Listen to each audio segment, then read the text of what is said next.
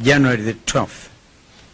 Public Service Cabinet Secretary Justin Muturi, in a stunning during a press conference, outlined in shocking detail the harrowing tale of his son, Leslie Muturi's abduction on June the 22nd, 2024, while in the company of Embakasi West MP Honorable Mark Mwenje and driver Marangui Manyara.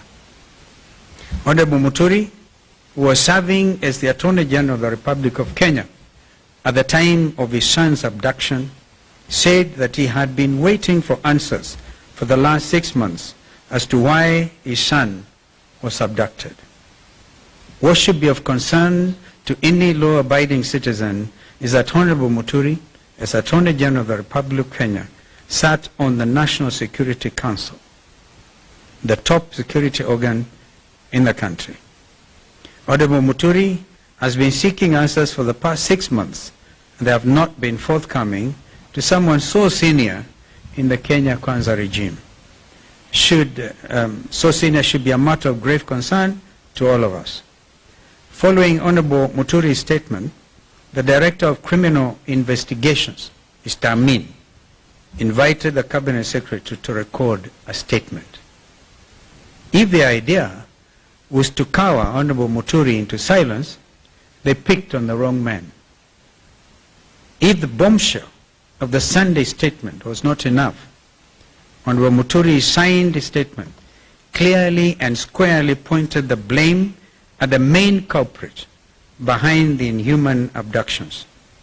A man who joked, made light of the abductions and Gen Z's demonstrations, a man who placed one phone call inside of the State House Nairobi Pavilion to the National Intelligence Service Director General, Nuruddin Haji, and had Leslie Muturi released within an hour. That man, as you have previously stated, is President William Ruto. Fellow Kenyans, the revelations by Secretary Muturi on the identity of the Commander-in-Chief of the abduction squads is quite telling. If the Attorney General of the Republic of Kenya cannot get answers to the whereabouts of his son, who can? If the Attorney General cannot get his phone calls answered by junior staff, such as the DG of NIS, or the DCI Director, who can? If the then Interior Cabinet Secretary, Professor Kithure Kindiki, and PS Raymond Omolo are furnished with lies by their juniors, what is the state of the Kenya Kwanza regime? Fellow Kenyans, the Kenya Kwanza regime has established command and control structures outside of the Constitution of the Republic of Kenya, carrying out illegal and criminal activities against Kenyans. We have actually since established that some headquarters of this abduction squad was somewhere near Ruaraka. As we have previously stated, William Ruto is a commander-in-chief of the abduction squads. This has been clearly demonstrated by his own public pronouncements on the abductions, as well as those of his conceited cronies in government. Kenyans and the international community should read between the lines.